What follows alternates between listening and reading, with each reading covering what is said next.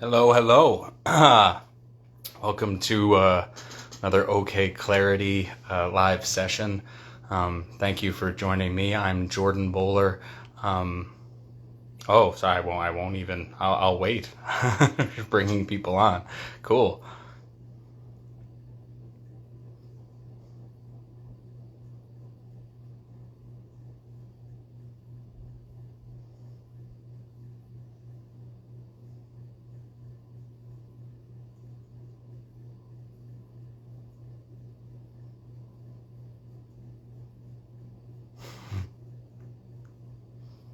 All right.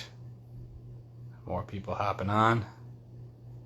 Appreciate all of your patience in connecting with me as I'll wait to get the go ahead to get started, and hopefully I can provide something of value for you. That would be my aim.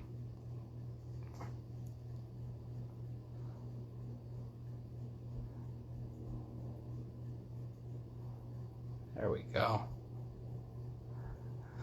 A lot of people coming in.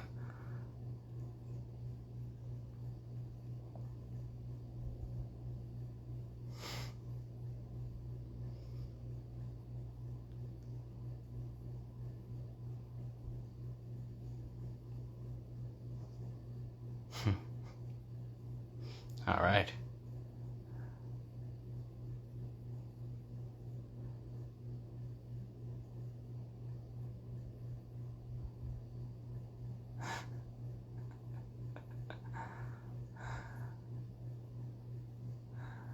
See when it would be a good idea to get started here.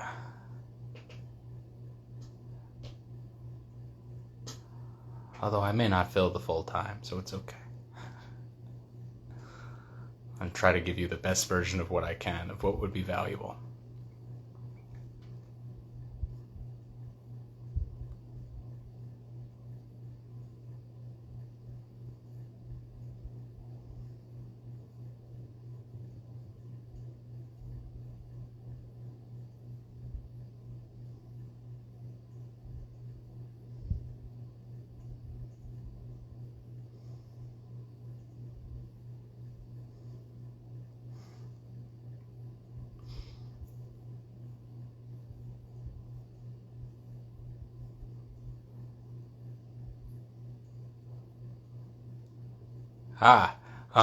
The question. But the title of this, whatever discussion or didactic kind of chunk of time, is how to program your brain. I can go into detail as to what I mean by that, and then go into how I kind of how I got there and how I figured out what it is, how to do this. I'll provide some kind of examples of ways that people have used it and found it to be successful, as well as my own example of how I've used it and found it to be successful and what it was successful for. And then I'll talk about how you can do it. And then I'll make sure to address what it is that, like, what we can't do with it, right? What its limitations are, and what it isn't specifically, because I think that's very important. That it works for very particular things, and does not doesn't cause maybe what I think a lot of people might think, at least in the kind of like the new age self-help world, think it's supposed to cause. So it'll be good to get some clarity on this particular thing for that.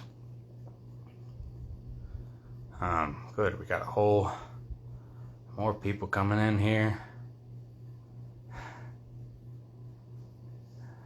Make sure I got this stuff all set. Yeah, we're good to go. Cool. I'll wait another minute till 3:05, I guess, and then if it's okay, I'll dive in and people can kind of hop in, I guess, as we go. And yeah. It should be an interesting, I'm hoping it'll be an interesting topic. All right, let's start, if that's okay. If there's any significant objection, let me know, and I can pause for another couple of minutes. But yeah, let's dive in. Again, thank you. Welcome to another OK Clarity live session. This kind of chunk of time is geared towards how to program your brain. That's what I'm calling it. Now, I want to be really clear as to what I mean in terms of programming your brain.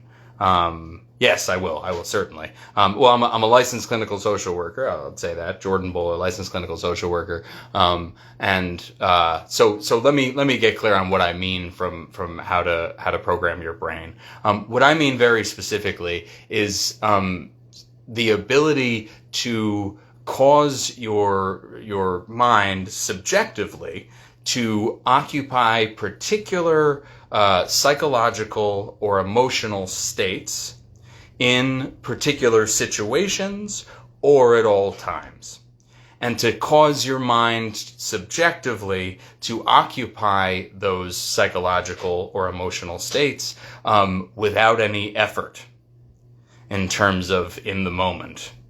Yes, a lot of, I think, the efforts at mindfulness and a lot of the interventions are designed to try and cause you to be able to mitigate a reaction and an emotional reaction, a psychological reaction to something, right? You have an automatic reaction. How do you deal with that? How do you cause yourself to have that reaction less or have it be less intense? What we're saying here is with how to program your brain, we're talking about causing an entirely different reaction, a reaction that you haven't been able to do, so that you don't have experience in, and that means a reaction that is one that totally changes the experience of the moment. So it's about causing those things to happen automatically. And when I say automatically, automate is a very important word to me and a very important word to this process. To me, and as far as I can tell in the research on learning theory, to learn is to automate. To say that I've learned math is to say that I can participate in solving math problems without effort. Yes, with interest and without relative effort at a certain level, right? If I've learned to drive, what we mean is that I can drive and do other things, right? Have conversations. Sometimes I can pull up somewhere and go, wait, how the heck did I get here? I wasn't paying attention. That level of automation seems like it shouldn't, at least to me, be possible. But it just shows the power of the brain to learn, that is to say, automate the things or activities, the behaviors, the reactions, the impressions, the feelings that we repeat again and again and again. From this way of looking at it, we would say that things like attachment styles or trauma or just unwanted behavior are adaptive defense mechanisms developed in a setting where they were appropriate, where you needed to repeat a reaction again and again and again, say childhood, for instance, and that the context has since changed, so that the circumstances are is that you're no longer a child, and yet that program remains running. That is, I think, anxiety. I think depression is a reaction to that. I think that is the cause of a good chunk of what people suffer with, at least the ones that come to see me, is something that was once useful in the context it developed, but no longer was. So that's a way of thinking about what's causing us to feel the way we do, especially if that's undesirable, as programs that were automated, that we learned in our brains to help us get through experiences that we really needed them for. many of them, especially in more extreme cases, the good that these protective mechanisms in us have done is, to be honest, it far outweighs the bad that they now do, in a certain sense, right? By getting us out of those terrible situations. But all this to say that a way of thinking about how the brain responds automatically is that we have, through growing up, been unknowingly programming it. Right? Sometimes it's our circumstances that causes us to react in a certain way again and again. Sometimes it's chance. Sometimes it's our natural inclinations or other reactions we've had. But the more we repeat something, the more the brain learns to use that as the template. And then when there are things that are structurally similar that come into play, the brain uses what it knows. It's a very useful technique that the brain has. So, to automate, to learn something, to automate something, what we need to be able to do is repeat it again and again and again. And that is what programming the brain is. It is using tools and techniques to repeat something again and again in a way that shows the mind, this is how I want you to be. And I'm going to get into how to do that and all of that. But I just want to lay out basically, this is what I mean. I mean causing the brain to do what it already does really, really, really well that we've been doing unintentionally and unconsciously for most of our lives, and to cause us to be able to grab hold of that process, identify how we would like to be psychologically, and then automate that. And that stuff would override previous reactions. So it's a very exciting kind of way to do this. But before I get into the detail and kind of the examples and the impact it's had, at least on my life, I want to talk about how I got to this, like what led me here. So I'm a rapid resolution therapist and a mimetic therapist by trade. That's my modality. And the idea behind rapid resolution therapy and other mimetic therapies is that the cause of what someone is experiencing that they come to see me for is in the way their mind is currently processing information, not in what happened. Right? What happened is in the past, and their mind is responding to information about what happened, but what happened isn't happening anymore. So it's all in the way mind is processing information now. When you take that approach to shifting things and take it to its logical extent, you can cause major shifts very quickly. Like very rarely do I meet with people more than once or twice to clear up anxiety, panic, trauma, depression, grief, you name it. So I became interested as I was kind of growing in this work with, okay, getting rid of obstacles is fantastic, right? Getting things out of people's way, like a lack of confidence, which is really a presence of self-doubt. Getting that kind of thing out of the way, getting panic attacks out of the way, getting grief out of the way, getting that obstacles out of the way for people is amazing and miraculous and profound and beautiful, and most people are absolutely satisfied with that and couldn't even imagine more, and it makes sense.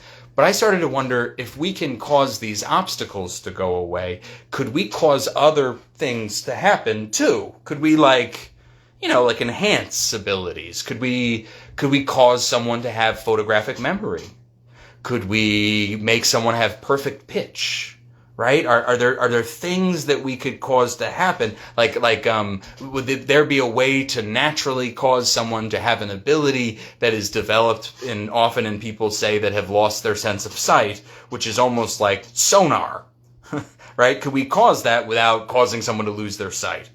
So that became my interest, and then I needed to look into, what does it mean to learn? How do people learn? Where does that come from? How in order to cause people to be able to do this, how do people learn? So I got into the work of this guy named Merlin Donald.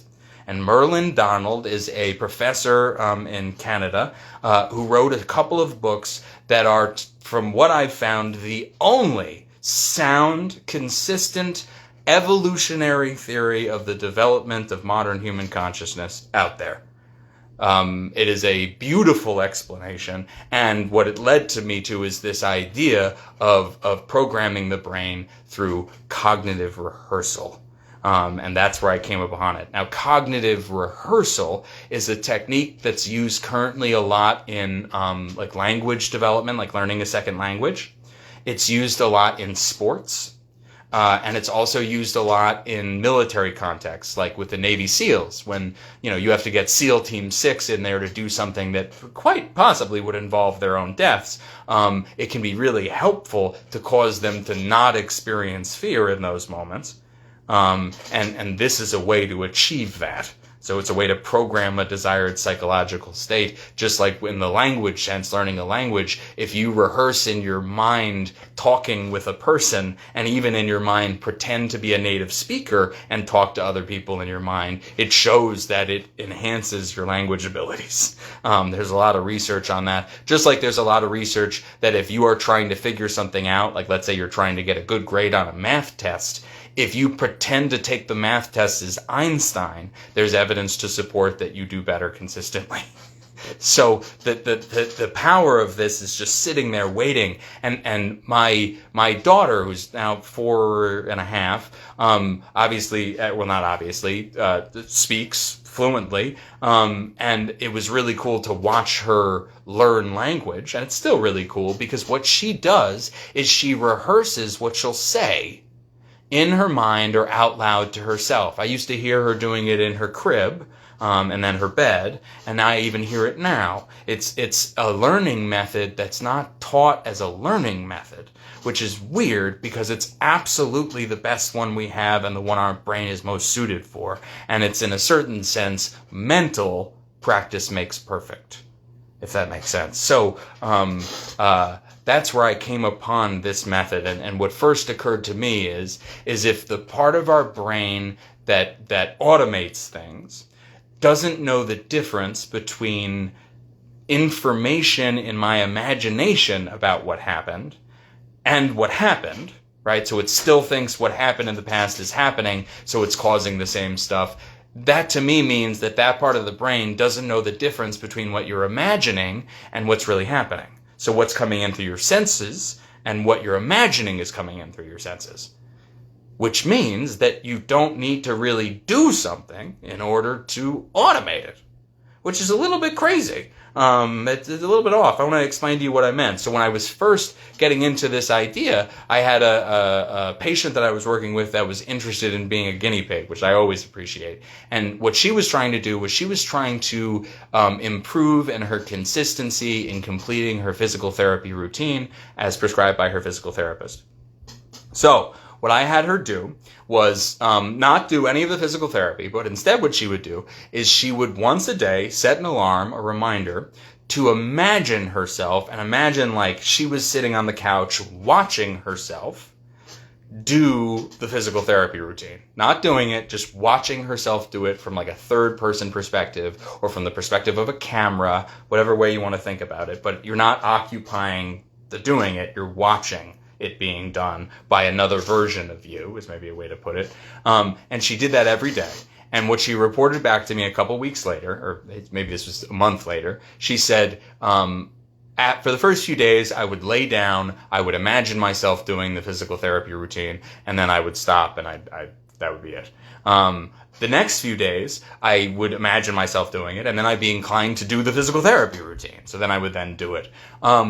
By day 13, what I noticed was that I was no longer doing the physical therapy routine, but instead I was doing exactly what my body needed in that moment.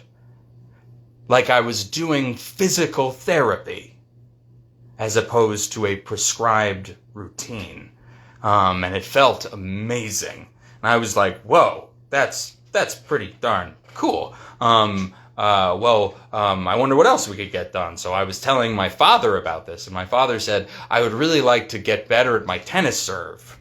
And I was like, okay, fine, let's see. Here's what I want you to do. Set an alarm, set a reminder to once a day, you're going to imagine yourself, seeing yourself on the courts, like you're sitting on the bench, there you are on the court, and you're hitting serve after serve that's just fire. Like it just goes in and it's ace every time, and whoever you're playing against is diving for it and they can't get it, like you're Pete Sampras or something like that, right?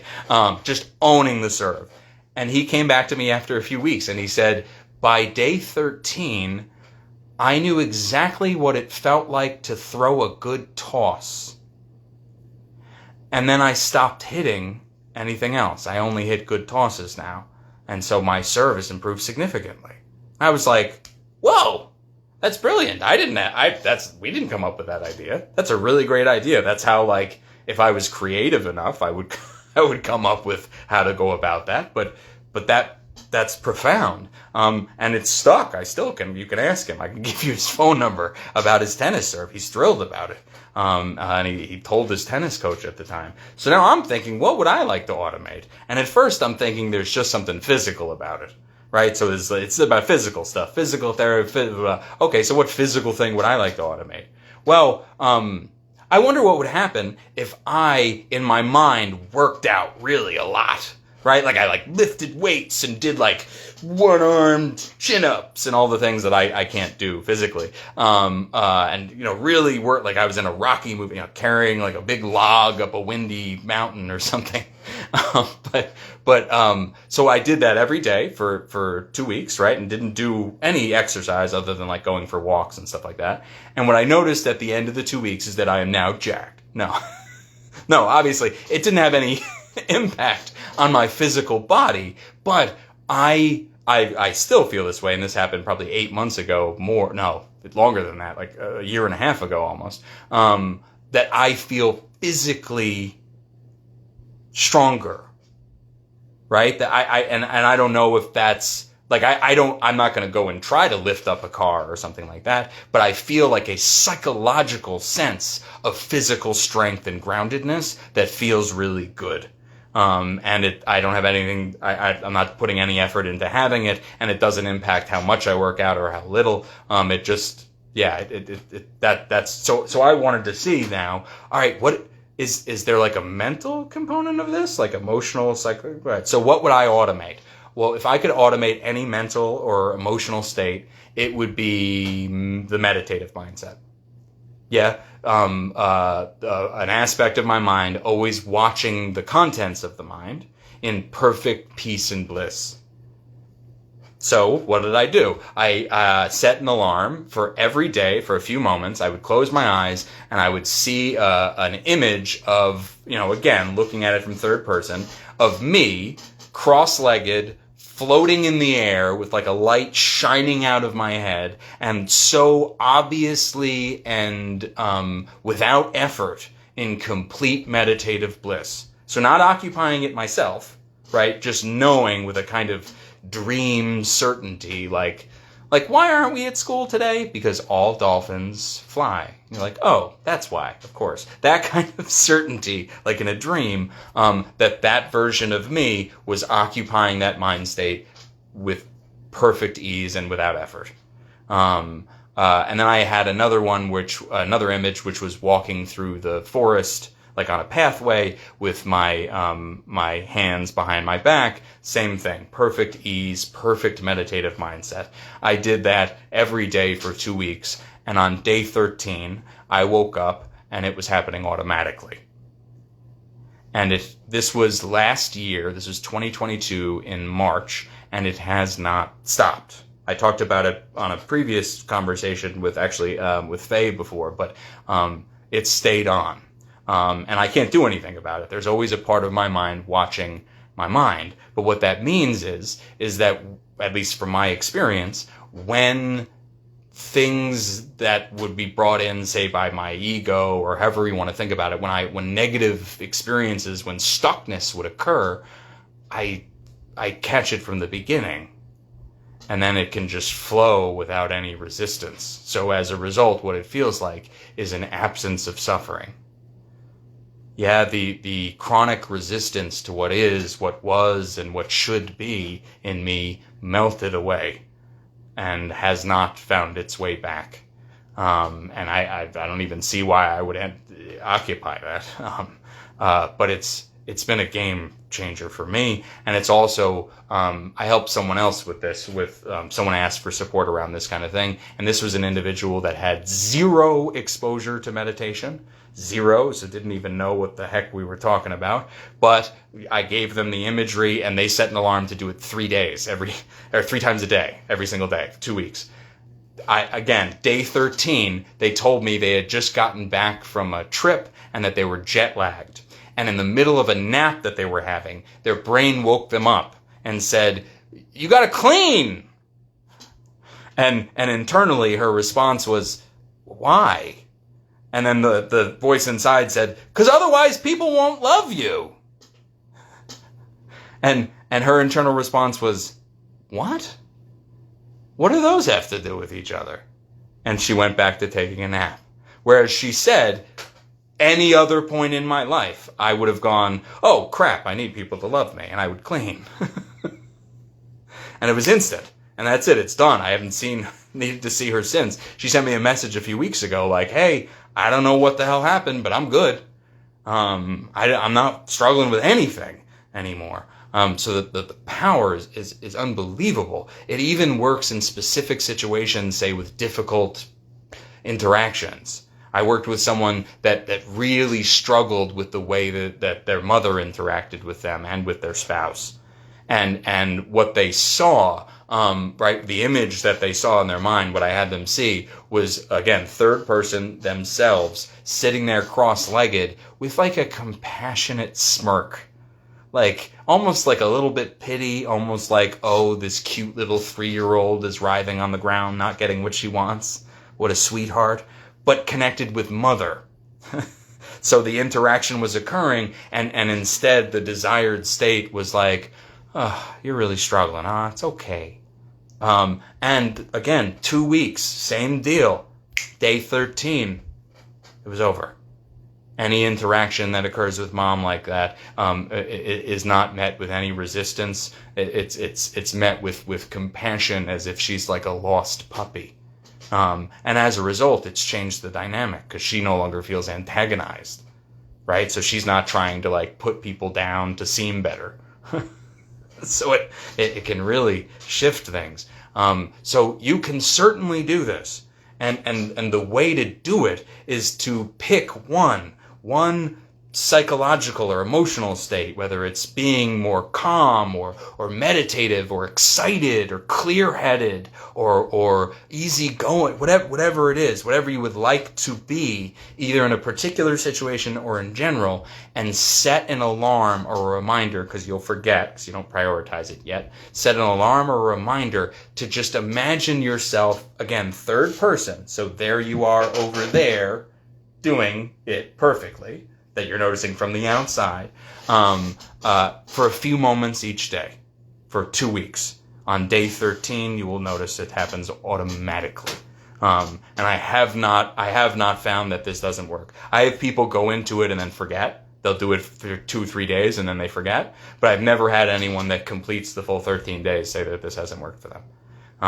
So give me my first data that contradicts that. I'm into it. I'm down to tweak it even further. So please send things my way, whether it works or not, if you can. So I want to point out something that's cool about the idea of doing the meditative mindset, which I realized. And I don't know about you, but I suck at meditation. I can't, like if I try to sit there, my head doesn't shut up. So I'm not really able to get a clear head, and I'm not, like when I'm breathing, I'm always like, am I doing it for the right length of time or depth? And it just doesn't really work for me. But I can, in my mind, for a pretty extended period of time, imagine somebody else, like myself, meditating from without. Right? So like I look and I go, oh, there that person is in perfect meditation. There that person is watching their mind. So what that means is I am consciously not meditating, but I am watching my mind watch my mind, which is a loophole, so that you are meditating. So it allows you to actually meditate. You can see yourself meditating from without, and that is meditating. You are watching your mind watch your mind, and you don't need to have the ability to do it, which is really the craziest thing of all. You don't need to have already been able to effortlessly occupy these spaces in order to automate them, which is beautiful. Now, have a minute left. There are, of course, limits. Yes, if, for instance, I know nothing about playing the violin, then I'm not going to be able to imagine the muscle movements associated with the violin. So I'm not going to be able to learn that without playing it, right? But situations like public speaking, things that are close enough to things you already do, and mind states which you can actually imagine, which is really all of them, from without, not from within, not feeling them, but from without, seeing them, that tells the brain how you want it to be. So another thing I want to point out is I don't want anyone to mistake this for the idea of manifesting. Because there is this whole idea that you can manifest things if you just imagine them, and I think that that's focused a lot on manifesting circumstances, and that doesn't make sense to me. You cannot create wealth out of nothing. You can't, I mean, unless you're capitalism, but you can't cause yourself to have money by putting really no effort in at all, other than just dreaming that you do. That doesn't make sense to me. What you can automate here, though, are emotional and psychological states. And when that's the major difference. So we are not trying to manifest things that don't exist or cause things to come about that wouldn't otherwise be coming about, but we are causing your mind to effortlessly occupy these mental or emotional states, either in situations that you want them to or in general. But I think that's my time. So I please don't hesitate to reach out with questions, and we could talk more about it. I'm licensed in Massachusetts, California, and Florida. So if you'd like to have someone work with you in this front, I can. But I'm also happy to just talk about it and consult on the implementation of it. But I hope that this has been valuable for you. Cool. Thank you so much. I don't want to do now, so I'm going to try and figure this out. I'm not gonna X out of it. We're going to see what happens here. But thank you. Really, really good to talk to all of you. I don't know what to do.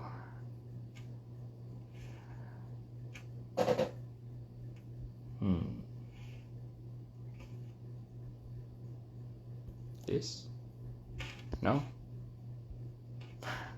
Just gonna watch me. You just watch me figure this out. Here we go. I'm gonna figure it out. I'm afraid to X out of it because I don't want to lose anything.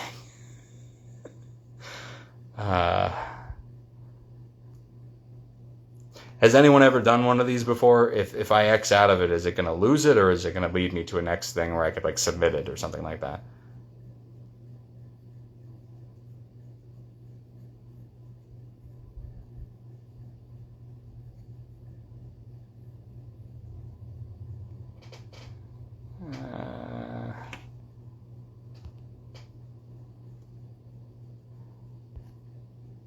Oh, 2 people still watching. 1 person watching. Okay.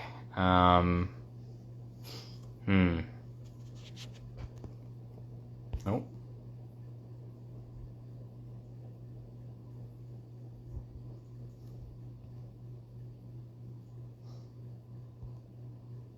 No, I don't have any idea how to get out of this. I hopefully by Xing out it doesn't get rid of it.